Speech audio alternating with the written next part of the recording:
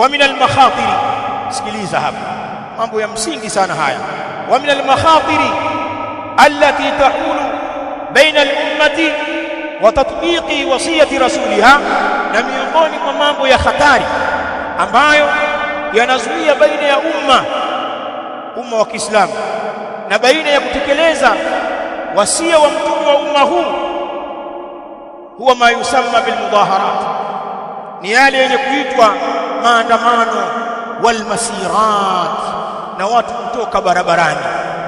Ulama wanasema miongoni mwa mambo ya hatari ambayo watu wakiyaachia yanauvunja moja kwa moja wasia huu wa mtume sallallahu alaihi wa alihi wasallam ni hizi fujo zenye kuitwa al-mudaharat, maandamano, wengine huita al-masirat.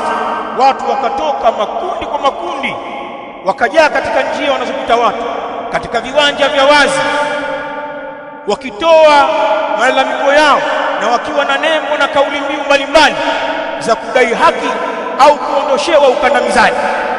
Jambo hili la maandamano, maulama wanasema ni katika mambo ambayo yanauvunja wasia wa mtume sallallahu alaihi wa alihi wasallam. Kwa nini? Tutaona hapa katika maandamano na watu kutoka mabarabarani kufanya fujo, upatikana yote yale ambayo mtume sallallahu alaihi wa alihi wasallam ametuhusia kwamba ni mambo matukufu. Kwenye maandamano zinamwagwa damu, huwezi ukabisha, utalikubali. Damu zinamwagwa, watu watauawa, wengine kujeruhiwa kwa namna yoyote. Kwenye maandamano mali hupotea, watu wakapoteza mali kwenye maandamano, heshima huvunjwa kwa namna mbalimbali. Hili jambo ni katika mambo ya hatari. Ulama wanasema almudaharat wal masirat laha mafasid, haya maandamano, migomo, kutoka manjiani na kutembea kuonyesha chuki na hasira ya kitu fulani, ni katika mambo yenye uharibifu mkubwa.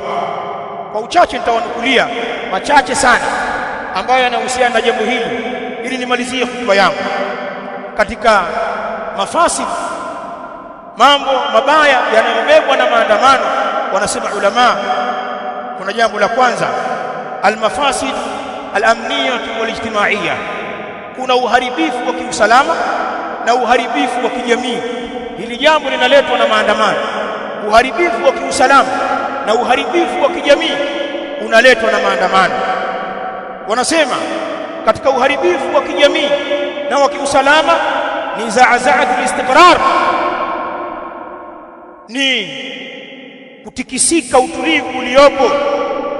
Kad tatahawal al-mudaharat, maulama wanasema maandamano wakati wowote yanaweza yakabadilika ila a'mali shabbi wa unfin, yanaweza yakabadilika yakaenda katika matendo ya fujo na matendo ya ukatili, tuaddi ila iraqati dima, matendo haya yakapelekea kwenye kuzimwaga damu, wa intihaki al-a'rad, na kwenye kuzivunja heshima, wa ta'attul al-ibadat, na kwenye kuziharibu ibada. Maulama wanatuambia miongoni mwa maharibifu ya maandamano ya kiusalama na kijamii ni kwa maandamano yanahatarisha utulivu wa watu. Wakati wowote maandamano yanaweza yakabadilika yakawa fujo, maandamano yakawa ukatili, yakapelekea kumwaga damu pasi na hatia, yakapelekea kuvunja heshima, bali hata kusimama ibada. Billahi alaykum, na hapa kwa Allah, hebu angalieni nchi ambazo zilifanya maandamano ni sehemu katika siasa zao au ni sehemu ya njia za kudai haki. Angalieni baadhi ya nchi za Kiislamu zilivyoharibiwa na maandamano haya, mpaka leo hazitawaliki na mpaka leo wanajuta yaliyotokea. Na maulama hawa walitoa tahadhari hizi kwamba hii mifumo si yetu, ni mifumo ya makafiri, msilete mambo haya katika miji ya Kiislamu, yatawaangamiza hayo. Hawakusikia haya yanayozungumzwa, umwagaji wa damu katika maandamano ya maeneo mbalimbali umepatikana, lakini kuvunja heshima, ukasikia matendo ya ubakaji, wanawake wamebakwa kwenye maandamano, ukasikia watoto wamepotea hawaonekani walipo, wengine wanajisiwa, yanafanyika haya, bali ibada zikavunjika, ikawa huwezi kuja msikitini kuswali jamaa wala huwezi kuja kuswali Jumaa. Kwa sababu hii fujo zikiingia, hakuna ibada, hakuna kusoma ilmu, madarasa zinafungwa, ile kheri ambayo walikuwa wanaipata watu kwenye ibada mbalimbali za kukusanyika hukosekana, kwa sababu utulivu umeondoka. Haya ni katika mabalaa yanayoletwa na maandamano kwa upande wa usalama na upande wa kijamii. Lakini katika mafasid ya maandamano, almafasid aliktisadia, ulama wanasema ni uharibifu wa kiuchumi unaletwa na maandamano. Wanasema kupitia maandamano inapatikana intisharu fawda, kuenea fujo katika miji, wastighlalu kharijin an alqanun walmujrimin hadhihi tajammuat, na hii ni fursa wanaitumia wale waovu, watu ambao hawatii sheria, na wale watu wenye roho mbaya za uovu hutumia fursa ya mikusanyiko hii kufanya mambo yao. Mara nyingine si watu wote wanaotoka kwenye maandamano wana nia mbaya, pana wengine nia yao ni nzuri, watoke, labda mtawala amewaudhi au kuna haki zao hawapati, watoke tu na mabango yao mawili matatu, tunaomba hiki, tupeni kile, usitufanyie hiki, watatembea wenyewe kisha warudi. Mara nyingine pana waandamanaji, hayo ndio malengo yao, mambo ya kawaida tu ambayo inaonekana hakuna neno, lakini unapohamasisha watu watoke kudai haki zao kwa mtindo huu, unachukua dhamana kwa watu wote kwamba watakuwa na malengo kama ya kwako, watatoka kweli wayachunge hayo ambayo wewe unayazungumza. Ulama wa Kiislamu wasema hapana. Unapowatoa watu kwenye maandamano huwezi kuchunga dhamana.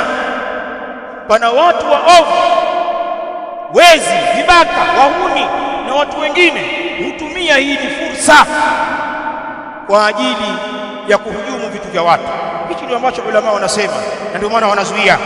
Kwa hivyo watatoka baadhi ya watu wenye malengo yao mabaya na kuanza kufanya matendo mabaya, bilqiyami bi'amali nahbi, wataanza kufanya matendo ya uporaji, wasalbi, matendo ya kuhodhi mali za watu, wali'tidai ala mumtalakati nnas, na kufanyia uadui rasilimali za watu. Watu wataharibu viwanda vya watu, maduka ya watu, vituo vya mafuta vya watu, magari ya watu, wataanza kuangamiza. Watakhribi almunshaat alhayawiya, watu watavihujumu vyanzo vya mapato, miundo mbinu itaharibiwa, umeme, maji na maeneo mengine, ofisi za umma, mahospitali, mashule. Watu wataharibu vitu vingi ambavyo ndio vyanzo vya uhai wa maisha ya watu. Haya maneno yanaeleza maulama hawa, watakhribi almunshaat alhayawiya, na kuharibu vyanzo vya uhai wa nchi na watu. Nyinyi mnafuatilia habari mbalimbali na mnajua haya maandamano.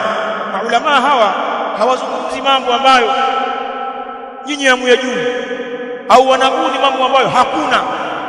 Angalieni maandamano namna yanavyoharibu miundombinu katika nchi zenye maandamano. Watu watakata madaraja, watakata barabara, watu watashambulia vyanzo vya ustawi.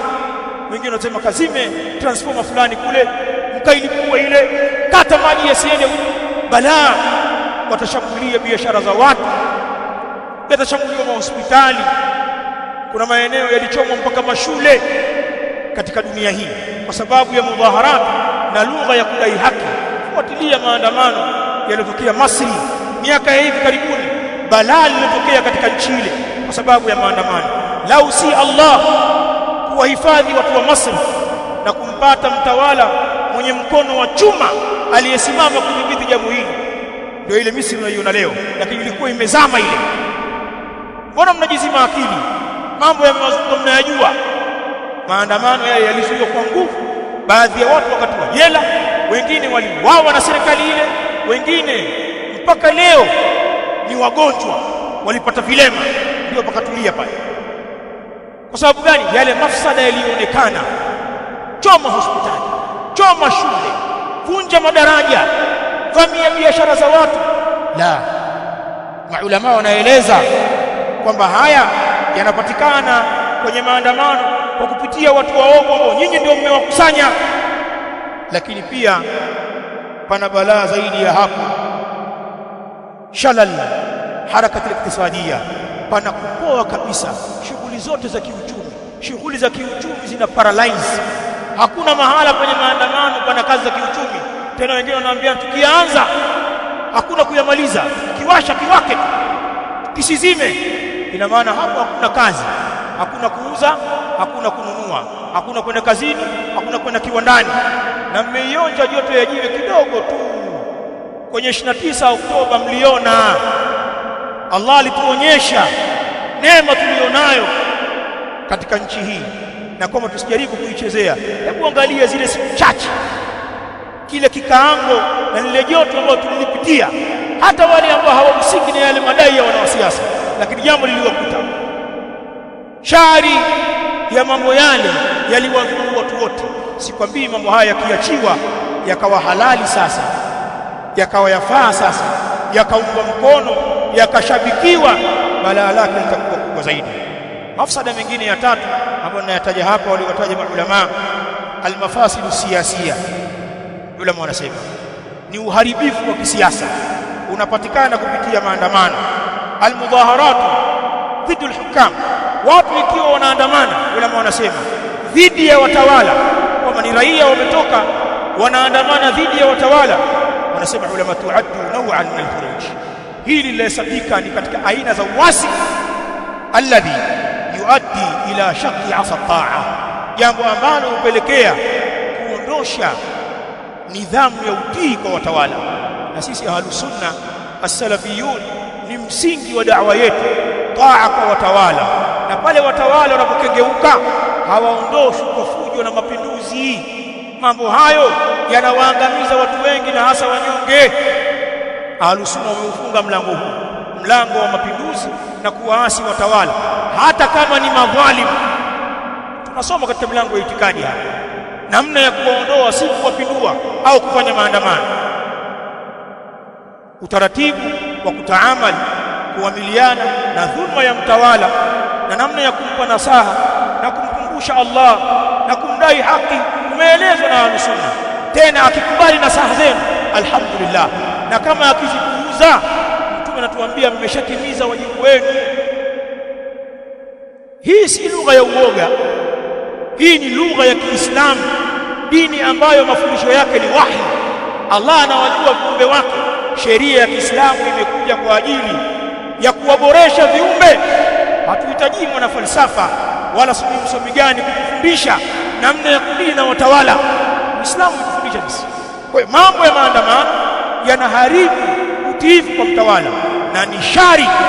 Sisi hatuyafanyi mambo hayo, bali mambo haya huibua fitna nyingi na udhoofisha dola na kudhoofisha taasisi zake, bali kudhoofisha vyombo vya kiusalama vikashughulika na mambo ya kijinga badala ya kusimamia mambo ya msingi.